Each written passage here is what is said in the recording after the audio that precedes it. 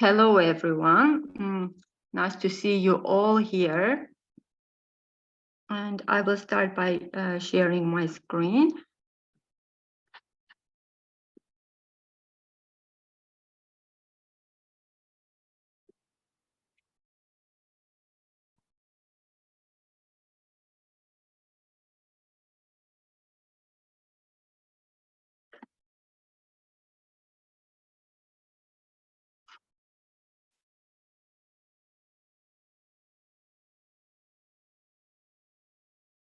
As Paul introduced, the topic of today's webinar is multimodality in EFL, and the outline of the webinar is the following. First of all, we will try to understand what multimodality is. Secondly, we will try to answer the question why multimodality matters. Because we can come across teachers who think maybe multimodality is an option, but not a must in EFL teaching context. Then I have picked up three modes for incorporating multimodality in our classrooms. Those are still images, photos and pictures, and podcasting, as well as moving images like videos. Now, in the case of still or static images, photos and pictures, my focus will be on their use by teachers in an EFL context and not their creation by students. And I hope that Paul one day will come up with another webinar where we will detail and more specifically focus on how to create pictures and photos and their advantages in an EFL environment. But for podcasting and video production, we will focus how to help our students to create that content themselves. But before passing on to the core of the session, I have two questions. I would like you to answer the following questions. Please rate in percentages how much multimodal your lessons are. Let's say 10%, 95%, and give reasoning for the extent you think your lessons are multimodal. And the second question is, I would ask you to specify digital resources that you use in your EFL teaching. It can be anything, digital teaching materials, digital platforms, and I think that each of us will benefit from that information. So please share your answers in chat. And of course, we understand that I can't focus on each of the answers, but I'm pretty sure that all the attendees will do. So I will pick just randomly one or two, and just we will try to understand why the answer is in that way, and like what resources the person or the attendee has shared. So please.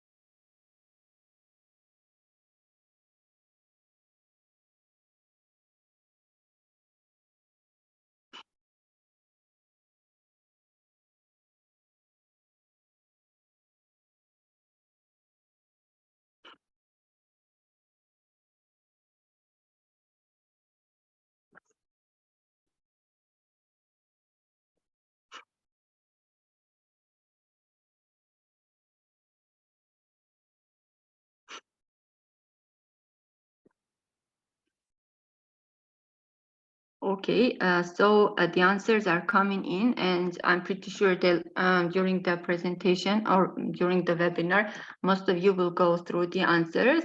But as much as I managed to go through the answers, the percentages are mainly, of course, we have extremes. So one of the teacher mentions or attendees mentioned 100%, and I'm pretty happy to come across such teaching environment, EFL teaching environment. But mainly, as we see, and the opposite extreme, like 10%, but on average, it is from 40 up to 50%.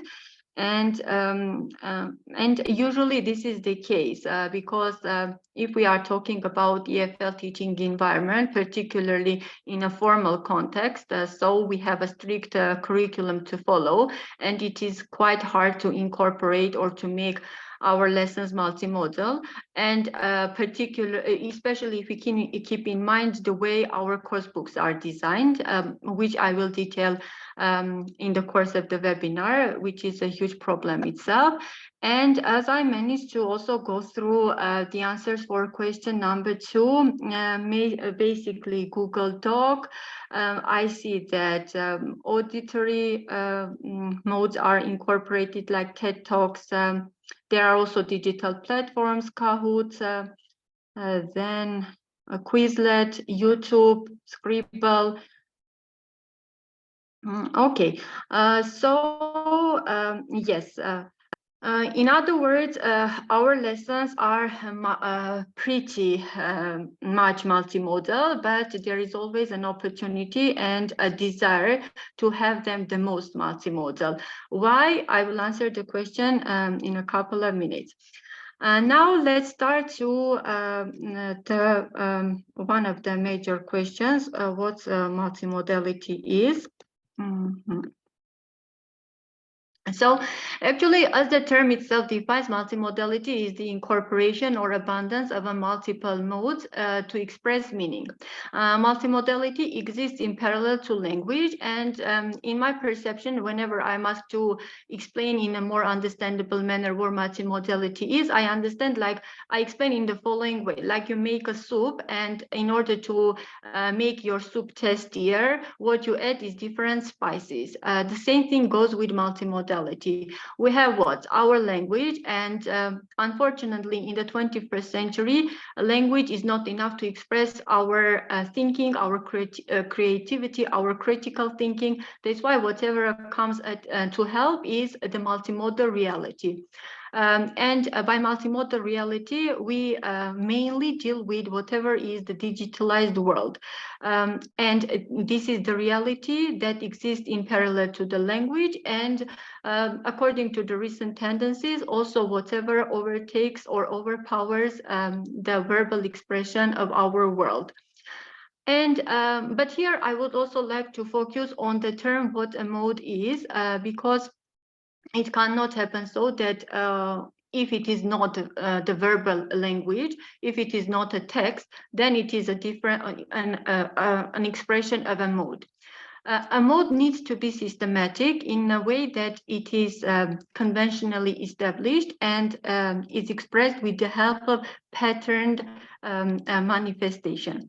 Now, to put it simple, this is like if we compare it to writing, we can say that writing is pretty fixed, pretty conventional. Let's say if we talk about essays, then for an EFL teacher, it is not a secret that how it looks like, its layout, what components it consists of, like a title, an introductory paragraph, the body, the conclusion, then the existence of transitional words, and so on. The same thing goes for modes. Modes need to have their conventions and their genre-specific features. Why is it important for EFL teachers to have a complete perception and clear definition of a mode? Because it's not a secret that day after day, our classrooms are becoming more and more multicultural, and even more, our teachers are also with them different cultural background. It has stopped being so that an EFL teacher is a native speaker. Especially it is the case in developing countries. Many EFL teachers come with their first language background, and they need to create an English-speaking environment so that the teaching is authentic and in the way learners come across when being exposed to English, to the internet reality, to the digital reality delivered in English. It means that we cannot come with our background. Students cannot come with their background and use the modes typical or applicable in their cultures and call it a mode that is incorporated into EFL learning. This is the exact era where teachers need to know more than English. They need to be not only proficient in English as a language, but also proficient in how digital modes, how those digital genres exist, what features they have, and how they are manifested online. Only with the help of this knowledge, it will be possible to create authentic connections with our students and to have the most engaging classroom during our English lessons. So this much for the concept or a complicated term of multimodality. As for the types of multimodality, I have picked up the most practical one, which is embodied and disembodied. Now, what the difference is between these two is that in the case of embodied multimodality, we deal with the physical parts that accompanies speech production. In other words, those are our physical body movements, our gestures, our body postures, our facial expressions, our gaze, and also, why not, also paralinguistic features such as intonation, the pitch of our voice, the rhythm we are talking to. And I do not want to focus on embodied multimodality because I am pretty sure that as EFL teachers, and back then as EFL students, we have read a lot of studies on this, and no need to go that deep into rediscovering them once more. But instead, I would focus on this embodied multimodality, which is, as I said, coincides, I don't know, fortunately or unfortunately, coincides to the digital reality. It is whatever is expressed on the internet with the help of different digital platforms, be it apps, be it websites, and so on. Now they are audio or auditory, such as YouTubing, podcasting. They are still images, photos, pictures, memes. They are moving images like videos, reels, shorts. And why not? They are also graphics like infographics, they are charts, they are presentations, and so on. And as I said, they are mainly digitalized and they are mainly accessible. Now, in response to the question why multimodality matters, because some people, some EFL teachers, especially the ones with a decent age, might say, okay, I am fine with the lessons that are monomodal, where I have my grammar book, I have my vocabulary notebooks, and so on.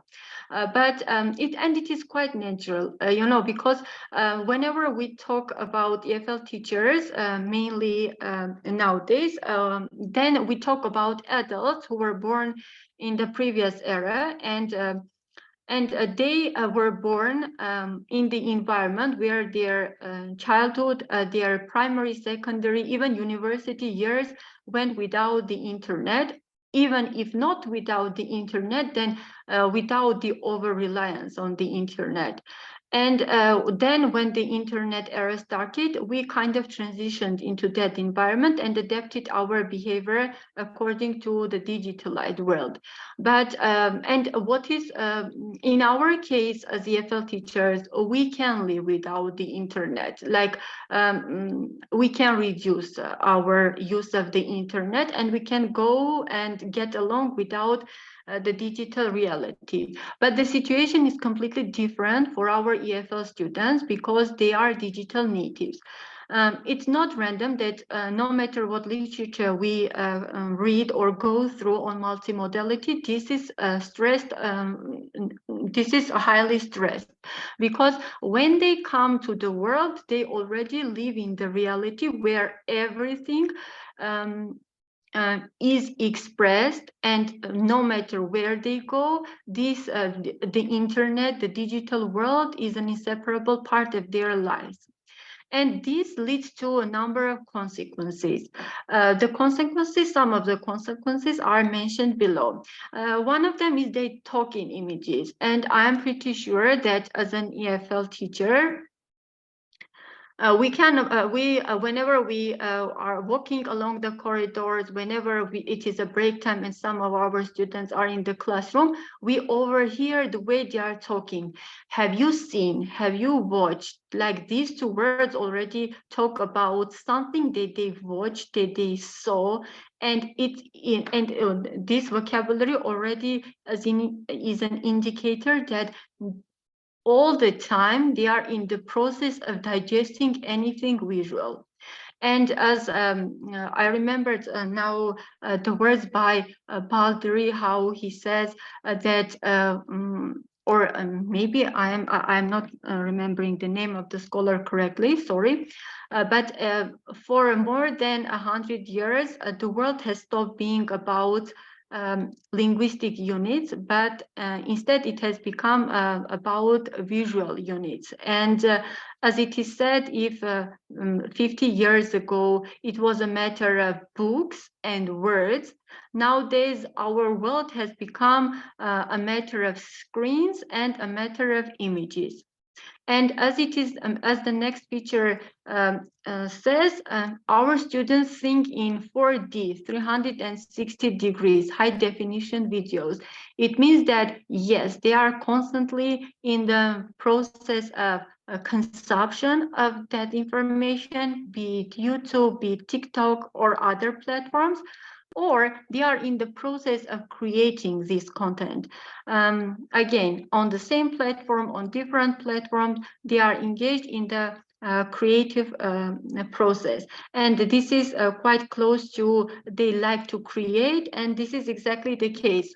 They are in the process of creating, taking photos, editing those photos, making those photos available.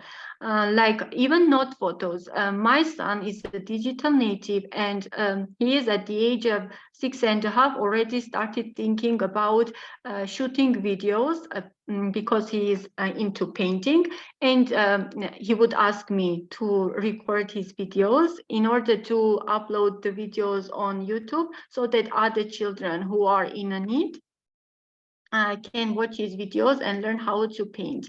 Of course, not masterpieces, but whatever is typical of that age. And then it is said that students prefer to do hands-on and interactive projects. And this is exactly whatever I said, like they are in the process of creating short videos. They are in the process of creating shorts. They are in the process of creating reels. They are in the process of doing interactive projects where they are demonstrating the demanded behavior and get feedback on that behavior. Let's say after posting a picture, they get feedback. After playing and overcoming a certain phase in a game, they are given some kind of feedback. And this is the way they live. And if we also consider the next feature, which is communicating in short and bite-sized ideas, the image becomes full. They are online inhabitants, and they need to be short. They need to be instant responders. Otherwise, they are at a risk of becoming disconnected. Their online presence might be discontinued. That's why they need to put their ideas quite fast and type the responses quite fast. Because let's say they are on a Facebook chat, they are, I don't know, they are tweeting and imagine that there is a question and they are spending like much time on typing a 350 word response. Of course, they will lose their online identity, will be broken, and the communication will get discontinued, which is not whatever they actually do. That's why, and this is where formal education somehow loses its connection with our students, because we see that this online and digitalized world structures their way of thinking, their way of living, their way of producing language. But at schools, school administrators are lazy for making innovative changes in a way that there is a kind of reduced discrepancies between whatever our students experience in real life and whatever is happening at schools. That's why still we have 350 word long essays, we have just very, very long paragraphs, and which stand for good learning, while communication can be in a short, like in bite-sized chunks, but still at present level. And I would also like to focus on the last feature, which is social circle is global. I picked up this feature of millennials or Generation Z because I think it's important for EFL teachers. Now teachers have stopped being the only source of information and the only reliable source. Students have the opportunity of being in an immediate touch with content creators, with scholars, with artists, with book even creators. And that's why we need also as EFL teachers consider our role from a new, reconsider our roles, because and come up with lesson plans which keep in mind that students have the opportunity of being in a global communicative process, and where our role is, so that we do not lose our value as an EFL teacher. And at the same time, we keep in consideration the reality that our students are living in. So, in other words, keeping these features in mind, the conclusion is that multimodality doesn't have another option. Monomodality can be implied, can be applied, but monomodality is not a solution. And for Generation Z, it's not the option at all. If we want to make our lessons engaging, if we want to have constant attendance of our students, we have to shift to a multimodality. We have to learn to integrate all these different modes, not at once, but step by step in our learning, because these descriptors or these features are like on this slide, they are letters, but when we see our student, we see our student through these features. And when we say Generation is a student, we have to keep all these features in our mind. Now, to make whatever I said more understandable, I have picked up, I conducted a survey where I asked my students to share channels, content creators they follow on different platforms. And whatever we see is, maybe it was because of the internet connection, on the upper corner, it was Mr. Beast on YouTube, 433. Then we have Vogue, auditory and visual channel, The Wizard Liz on YouTube, OG Yerevan on Instagram. So now Mr. Beast appeared, so he is with us. The next one is on Pinterest. They are following content creators that post on animals, on lifestyle, on food, on animation, on illustration, on fashion. They follow podcast creators, on different topics, particularly their emotions, how to control their emotions. On Facebook, they follow the content creators who come up with humor, with memes that will help them to release their stress after their school and so on. I didn't so TikTok overall, and in parallel to those platforms, we know that there are digital materials like comic books, games, Minecraft, and animation. And in parallel, it is extra also to mention mass media, television, and so on and so forth. In other words, 60% of our students, 60% of their day is spent with these images, with this content, with these people, and they become active consumers of the visual world, and their world perception automatically will turn visual. And but whatever we offer them at schools, in developing countries, in undeveloped countries, is still this black, just print, gray and black photos, and rough grammar, direct translation, and decorative images. This is where the disconnection with our students happens. And as Goldstein mentions in one of his publications, the situation is pretty good for primary school students, because intentionally or unintentionally, their learning is multimodal. Songs, videos, flashcards, pictures, posters, mosaics, and different things, and art and craft.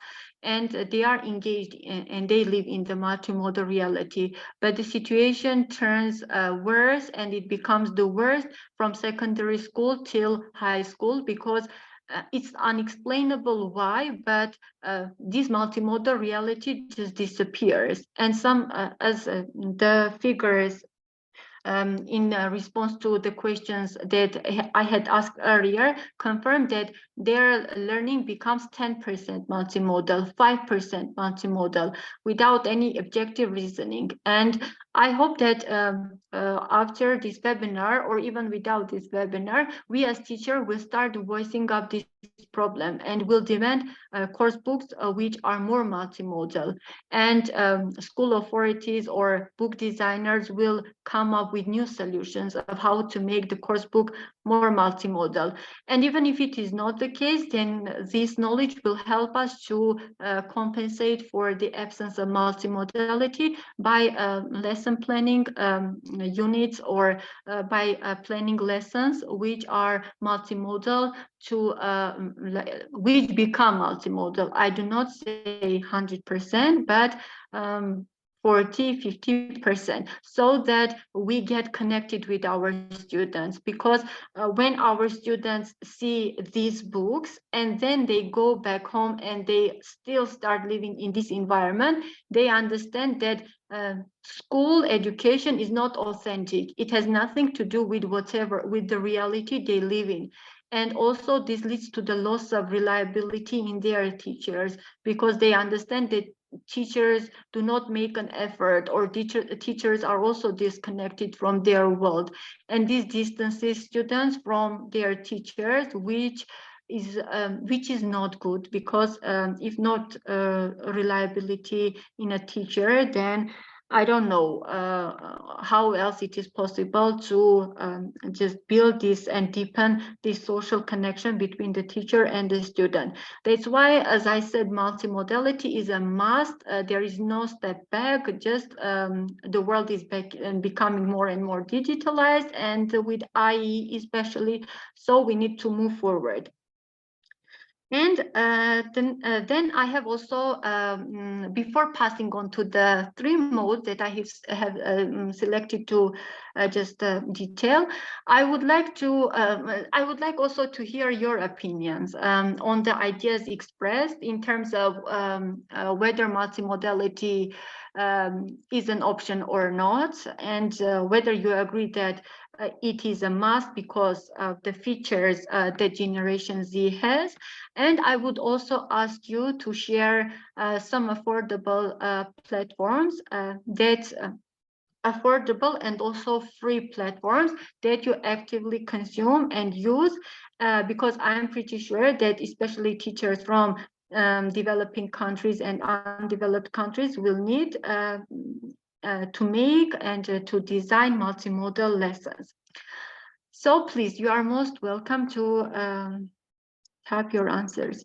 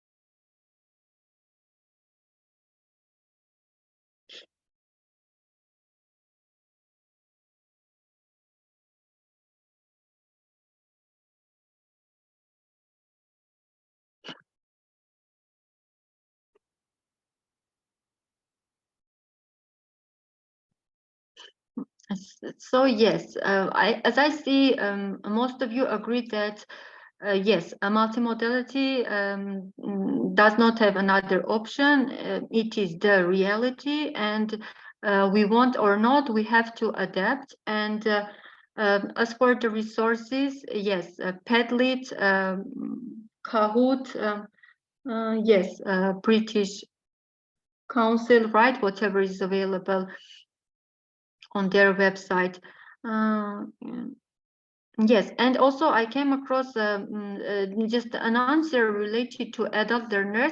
I couldn't get maybe just the answers were coming and I didn't manage to read it completely. But if I'm not mistaken, it was about they do not like games or quizzes. If I'm not mistaken, this is the overall idea.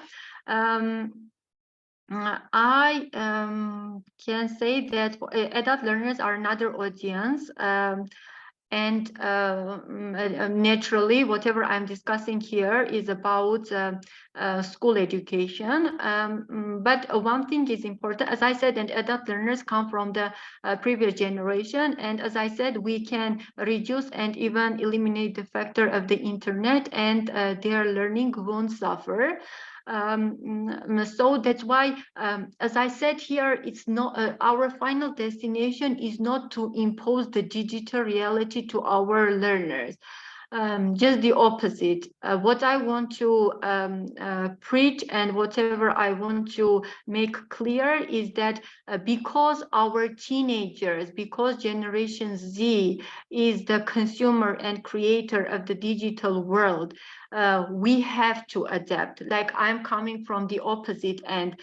We shouldn't make the changes, we shouldn't force them into, because they and their way of living, their way of thinking makes us make these changes, become more prone into multimodality. But if it is an adult learner who is completely fine with learning without the internet, without games, and they are, because I am from a developing country and I know what it means. Adult learners refuse to cooperate with us, having digitalized lessons, and they, in their perception, it is not serious, and they haven't invested financially for coming and doing not serious things in a lesson. And that's why whatever we need to do is to meet their needs, because if their needs are these, and not the incorporation of the digital reality, then why not? We have to just make the necessary changes, because as I said, in the case of millennials is different. It is their reality that makes forces us into these changes. But in the case of adult learners, I guess yes, we need to be in the way that their expectation of their learning is. And I don't see anything negative in this process, because as I said, the needs and interests of our learners are a priority. So yes, for adult learners, it might be completely different. Okay, thank you, and thank you very much for your responses. And now I would like to go to the first mode, which is images.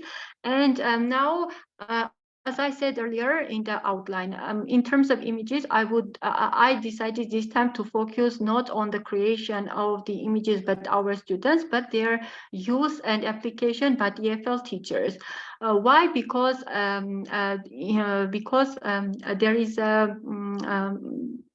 there is this superficial perception of images, that images are mainly decorative, and they are included in a course book, in a digital material, for a single purpose, to illustrate the text or the speech.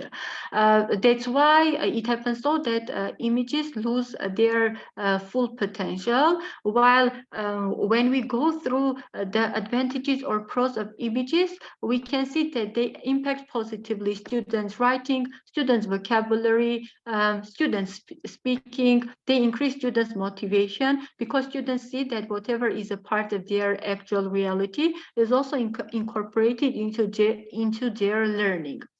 And I'm pretty sure there isn't a skill that will suffer or won't benefit if images are incorporated into it. Like reading plus images, still reading benefits. Listening and images, still listening benefits. Even if it is not a matter of grammar or vocabulary units, then there is an opportunity to reinforce their language by practicing, by applying, and so on. Like images can be incorporated in any of the skills, and the results are incredible. That's why I am surprised how it has happened, so that so far images have been accepted or perceived as only decorative modes in an EFL learning. Now I will focus on two basic ways to use images in a way that EFL learning becomes more engaging and more productive.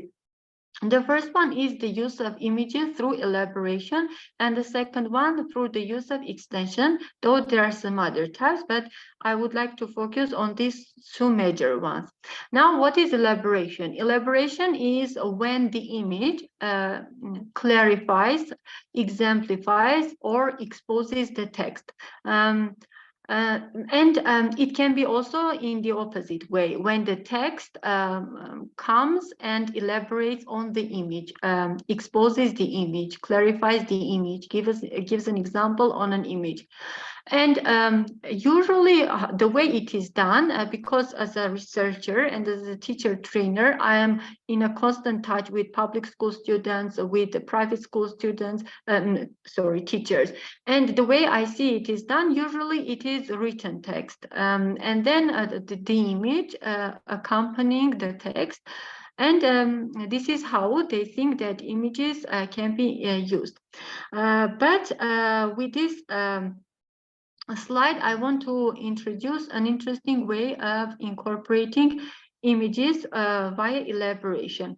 Now, what we have here, we have a very famous masterpiece, and we can start with the masterpiece in a way that the text elaborates on the image.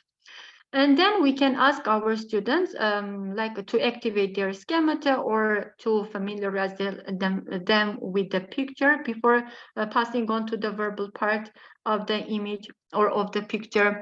We can ask our students to, in groups, to discuss what is unusual about the picture. Another activity can be we can ask our students to describe the picture. We can ask our students if it is a pair work, to write 5 questions related to the picture so that their pair provides the answers to the questions.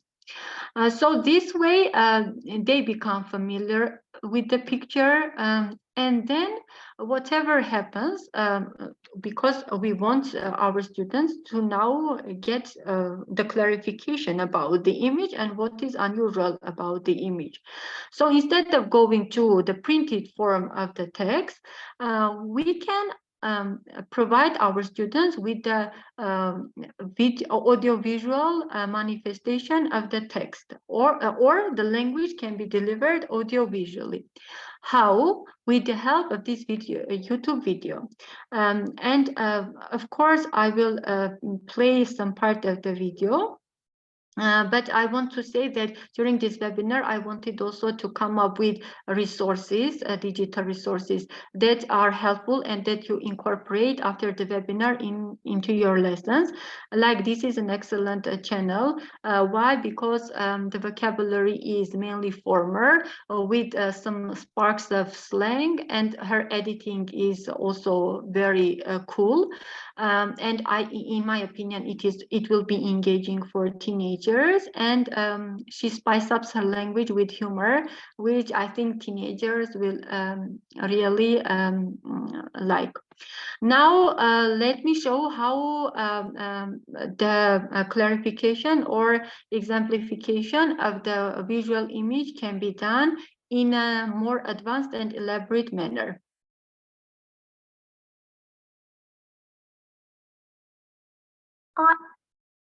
Let's take a look at this painting. What do you think is going on? I see 4 figures dressed in gowns in a really dark room. Are they having a conversation? Maybe, but the 2 figures facing in our direction almost look like they're marveling at the couple in the forefront. And why do their faces look like actual potatoes? Hold on. Let's back it up a bit. No, like actually back up. Oh, wow. A little more. Well, would you look at that? Bet you didn't think that was going to happen. Or maybe you did because you saw the thumbnail. This painting is called the Arnolfini Portrait by Jan van Eyck, who is an absolute sucker for detail. I mean, look at the hair on this dog. Amazing. So as the video demonstrates, instead of having the printed version of the text in black and white, our students have an opportunity to enjoy the visual representation of the text, and also to enjoy it with the help of the voice, with the help of some sounds, and this will have only a positive impact on students' learning, because the processing of the information will happen in more advantageous and in more beneficial conditions than being provided with the printed format of the text. So this is an example of an elaboration. Now I want to go ahead and come up with an extension. Now, as I said, in the case of, or maybe I didn't say, let's go back in this case to this slide. What happens in the case of extension is that the text extends on the image and the image extends on the text. In other words, they are complementary. The text cannot be understood without the image, and the image is not understood without the text. Like, this is a more sophisticated application of an image, and believe me, the internet is very rich on similar expressions of images. Like here, we can see what the Facebook post where we see an image where all the people at the beach are running away from the water, and it's not clear what's going on. And only with the help of the text, it becomes clear that there was a guy who had a dog. The dog was named Shark, and at the beach calling out shark, people thought that there was an actual shark, and they started running away. So, or another example, when we have like this illustration, when the ladybug and the bee understand that they need to do something to support their snail friend, who didn't know that Halloween had already passed. So they decide to become creative to just help their friend. In other words, comic books, internet memes are perfect reflections of extensions where the text and the visual image go hand in hand. They all add to the text, add to the images, or text can contradict images, and the opposite. And one of the skillful or interesting ways can be to come up with the text, or and ask our students to choose suitable or complementary image for the text, or to come up with an image and ask our students to write the necessary or complementary text to get the complete meaning, where the image and the text together express a single meaning.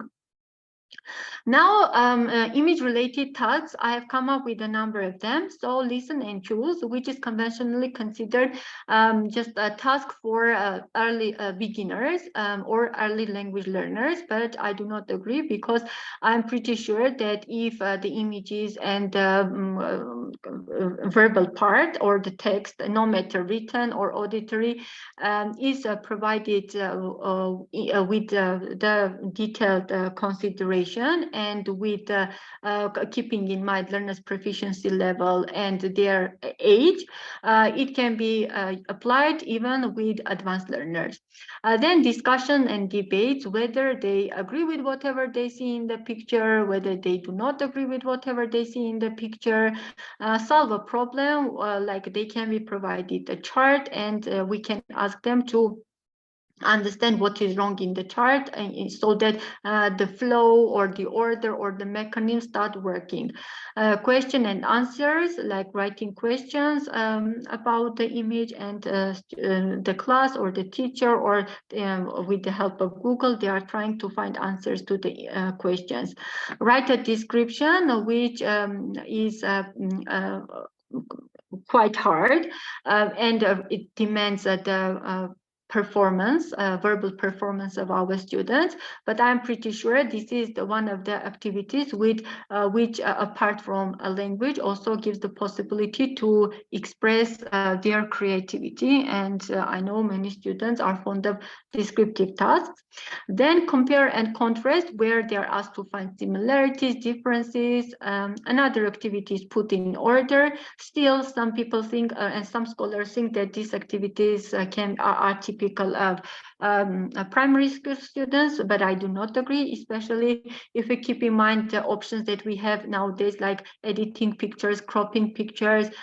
We can do our best to take this activity or this task to more advanced learners.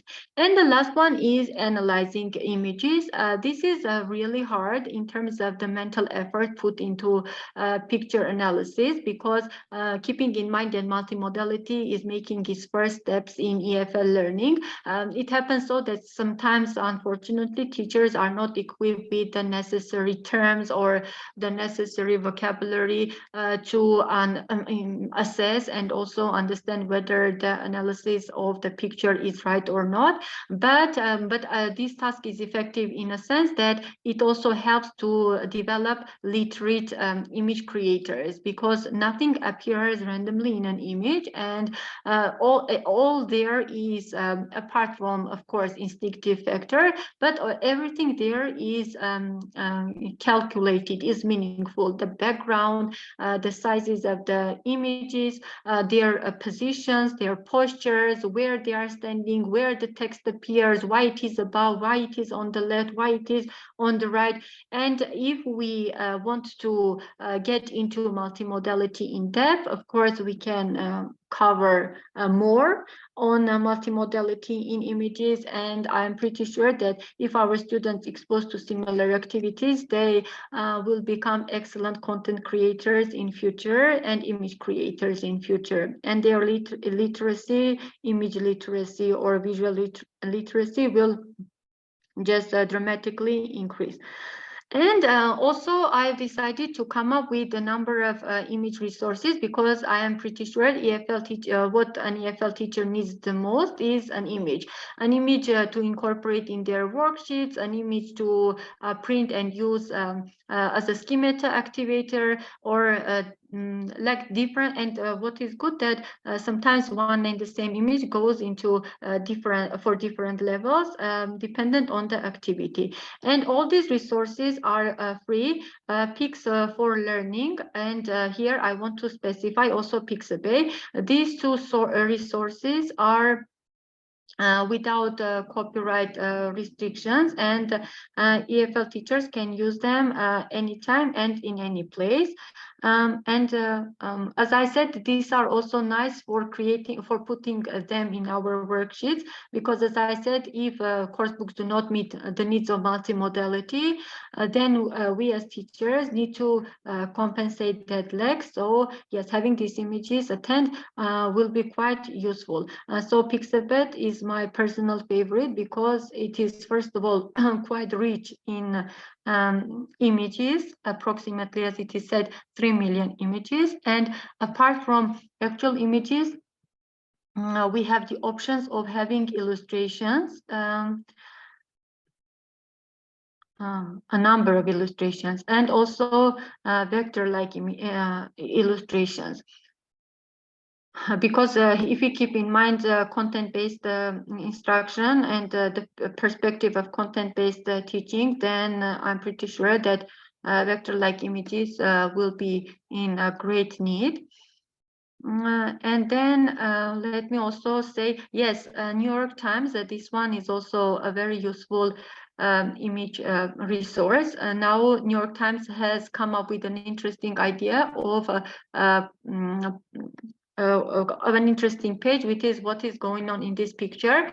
Usually on this page, pictures are authentic and they fix a certain moment. And first of all, it is expected that we will ask our students what they see in the picture, and they express their opinions, their creativity, what they think, who the people are, what is going on, and so on. And then we are provided with the link. And after clicking on the link, we come across the actual story behind the picture. And weekly, there is an update on these images. Then National Geographic Kids, this is also an excellent website, because whatever is usually done with the help of images, this one does with the help of both still and moving images. We take a natural phenomenon, and then the natural phenomenon is described in the most understandable manner with the help of images and videos. And whatever I like also about this website is the correct color choices, because we know that colors are also important and they impact students' learning. So they don't do anything crazy like putting colors which arouse some kind of aggression or create disbalance or tension in students' vision. Everything is kept in mind, and the work is very literate. So I will highly recommend this website as well. And StorySet, by the way, this is a website for illustrations, and I used some of them in my today's presentation. Still, they are both free and paid illustrations, and I'm pretty sure students will appreciate their usage a lot, because they are active consumers and creators of illustrations. And Cocoa material, this particular one I have decided to include because still there are no copyright restrictions, and also the illustrations here can be used for primary learners, which sometimes is hard to find. because mainly pictures are realistic and not age appropriate, while in this case whatever they take is the basic features of an object, and which is understandable for children or for primary school learners. And after the images, I will focus on the second mode, which is podcasting. Sorry, we're going to have to stop in about sort of 3 or 4 minutes. I know you still got quite a lot to get through, but we've kind of got an hour for this session. So, and we've kind of nearly had an hour, so I'm going to have to stop you there, I'm afraid, and we're going to have to sort of, because there are a few questions. It'd be good to, if we can, to kind of get to a couple of those, if possible, before we finish. I'm sorry. I know there's more that you've got there, and this is really interesting, and I'd love to kind of keep going. Abdelaziz is asking if we can have 5 minutes more. Do you want to just have because I know you're just about to start this section on podcasting, so it's probably going to be more than 5 minutes, I imagine. Yes, yeah. More than 5 minutes. All right, so if we can kind of stop there, I'm really sorry, but if we can kind of go to some of the questions, is that okay? Of course it's okay. All right, okay. Of course, I'm sorry about that, Nare. We'll have to kind of get you back for part 2, and you can kind of look at the podcasting and video and the other things. I know, yes, I'm sorry, comments in the we have more time. Problem is that we're going to need to kind of stop because we've kind of run out of time, and the event that is going to stop. So whether we want to carry on or not, it'll just kind of end soon. All right. So if you do have questions, do put some questions in. We'll have time for a couple. Let's have a look. Okay, this is from Beatriz Lopez Espinoza. Has a student who's visually impaired, and for her it's a challenge to teach him. So it's just whether you could provide some advice on how you can how she can integrate, how he can integrate more in the class, or how she can help him to integrate more in the class. Okay, yes, let's take the following scenario, that the student was born in that way. Of course, in this case, the compensation is the sensory perception of those visual images, so that whatever is on a piece of paper or on the digital platform becomes touchable and becomes sensory. I think that it will be some reliance on the student's imagination, but I think that it will be fun for the student, and it will be possible to incorporate the visual factor of EFL learning. Like, we can ask, instead of touching and describing whatever is felt, touching and describing shapes, and expressing the emotions. It will take some time on the teacher's part to come up with the material expression of the of the images, of the shapes, and so on. But if there is a desire and then also a desire to cooperate, I'm pretty sure that yes, everything will be possible. Not even if not by 100%, then 40-60% it is overcomable, in my opinion. Okay, all right, thank you, Nare. There's a question from Simran around what we can use for spoken English classes for adults. If you have any suggestions to support speaking with adults. I think you kind of covered some of those, but if there's anything else you wanted to kind of add. Yes, I think that if teenagers and primary school students are at the age of not being conversed about the world of art, and also professions like there is some kind of restriction, and we make their learning appealing due to the topic or due to the color and so on. In the case of adults, I'm pretty sure they are well informed, like about art, about profession. Whatever we need to do is just understand their interests, what painters or what sculptors, what artists, what form of art they are interested in, and then come up with activities that will incorporate the visual aspect that interests them, and design our activities, speaking activities, around those visual units. Like I said, it can be the biography and developing the biography of the scholar they know, or it can be writing questions related to the given masterpiece. I don't know, there are different things. We can visualize whatever interests them by selecting resource, like images, as I said, from the resources I introduced just.